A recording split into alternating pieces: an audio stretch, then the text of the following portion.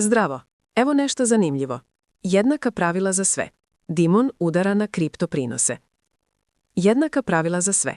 Izvršni direktor JP Morgana, Jamie Dimon, rekao je da bi stabilne kriptovalute koje isplaćuju prinos trebale podlijegati istim regulatornim standardima kao i bankovni depoziti kako bi se izbjeglo stvaranje paralelnog bankarskog sustava. Jednaka pravila za sve. Jednaka pravila.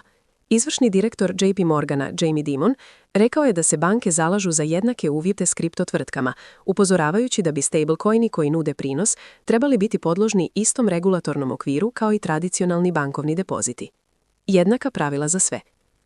U televizijskom intervjuu za CNBC, Dimon je rekao da ako tvrtke žele isplaćivati nagrade ekvivalentne kamatama na stanja stablecoina, trebale bi biti regulirane kao banke.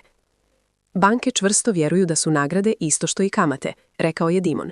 Ako ćete držati stanja i plaćati kamate, to je banka. Trebali biste biti regulirani kao banka. Kompromis. Predložio je da bi kompromis mogao omogućiti platformama da nude nagrade vezane uz transakcije, a ne uz stanje na računu. Međutim, povukao je jasnu granicu oko plaćanja sličnih kamatama na neaktivne udjele.